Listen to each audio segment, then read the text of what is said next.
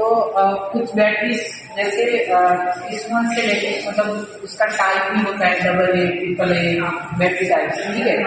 तो बैटरी कहाँ से कहाँ तक यूज करते हैं, मतलब मल्टीमीटर से लेकर बड़े से बड़े जो जनरेटर बड़े बड़े, तो उसमें जो बैटरी होती है वो इसका जो अंदर जो मशीन वगैरह होता है वो लिथियम टाइप यूज है, ठीक है। लेकिन यहाँ पर मैंने लिथियम थोड़ा डेंजरस उसका वो कैंसर से रिलेटेड है, बहुत डेंजरस होता है, इसका बनता है, इसका प्रिकॉशंस होता है। और वो जो बैटरी भी होती है वो अलग अलग टाइप की होती है। जैसे एक बैटरी होती है जिसमें हम लोग उसको बोलते हैं, एक तो पैक होती है, जैसे ऐसे में बोलते हैं सी पैक करके होती है, जिसको हम वन टाइम यूज कर सकते हैं। लॉन्ग टाइम यूज होता है लेकिन वन टाइम खराब हो गया तो हम कैबिनेट अलाउ को यूज नहीं, या फिर रिसाइकल कर लो, जस्ट बेचो 50% में दूसरा ले, ठीक है। तो ऐसा होता है। तो हम लोग जैसे हमारे लेबोरेटरी में जो यूज करते हैं वो वही जनरेटर टाइप, मतलब बैटरी वोल्टेज स्टोरेज करके रखते हैं, ठीक है। फिर उसको अदर इंस्ट्रूमेंट जो बड़े बड़े होते हैं उसके साथ क्योंकि बिजली तो कभी भी जा सकती है, तो उसका स्टोरेज करके रखते हैं, जब भी जाएगी वो ऑटोमेटिक ऑन हो जाएगा और हमारा इंस्ट्रूमेंट सेफ रहेगा। इन्वर्टर, ठीक है। हाँ वही मतलब इन्वर्टर टाइप, इन्वर्टर वगैरह घरों में छोटे छोटे बड़े बड़े इंस्ट्रूमेंट होते हैं, तो उसमें बड़े लेवल में बैटरी होती है 50-30, ठीक है।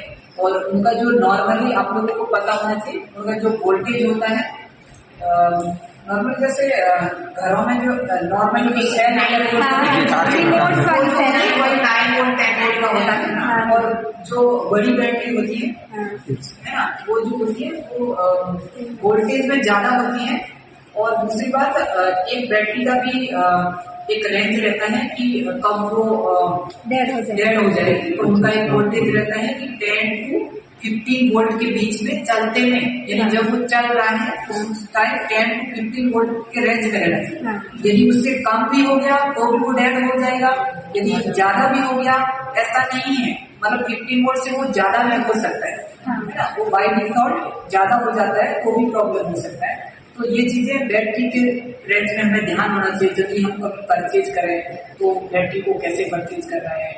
और दूसरी बात बैटरी को चेक कैसे करना होता है ना, तो चेक करने के लिए भी नॉर्मली बैटरी को चेक करने के लिए सब लोग मल्टीमीटर यूज करते हैं, ठीक है। मल्टीमीटर को कंटिन्यूटी में रखकर डीसी वोल्टेज में चेक करोगे तो वहां तुम्हें वोल्टेज दिखाएगा कि उसका रेंज कौन से रेंज में एडजस्ट कर रहा है। तो यदि वो सेफ में है तो कोई दिक्कत नहीं है, यदि सेफ में नहीं है, जैसे हम लोग मान लो कि 30 बैटरी यूज कर रहे हैं, तो हम लोग आप जस्ट एक सर्कल में 15 डेज में हम लोग चेक करते हैं। क्यों? क्योंकि इतने बड़े इंस्ट्रूमेंट है, कब बैटरी खराब हो जाए तो वो डिफेक्ट हो जाएगी, तो प्रॉब्लम कर देगा इंस्ट्रूमेंट। एक भी खराब हो गई तो सीरीज डिस्कनेक्ट हो जाएगा, और डिस्कनेक्ट की वजह से पूरा इंस्ट्रूमेंट खराब हो सकता है, ठीक है। तो इसलिए हमें सर्कल में चेक करना होता है 50 डेज कि हमारा बैटरी सेफ है।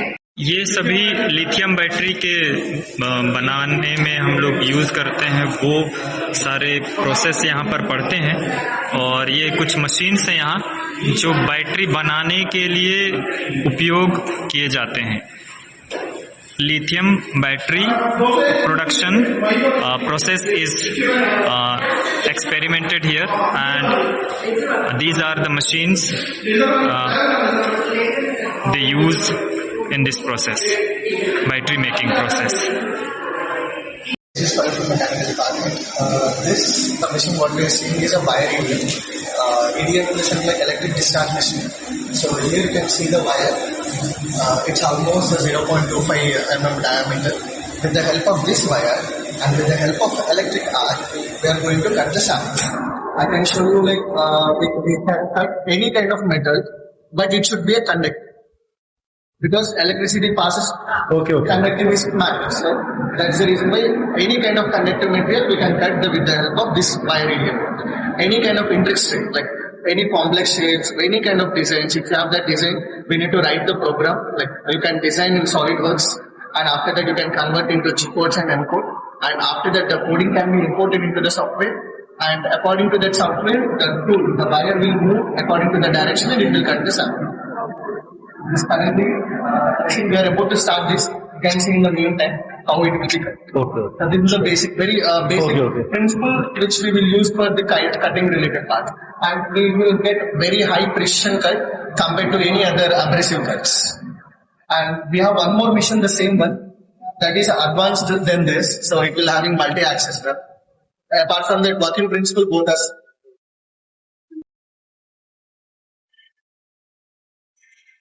नॉर्मली एक कटिंग मशीन है और यही बताया गया है सर। ये भी वही कटिंग मशीन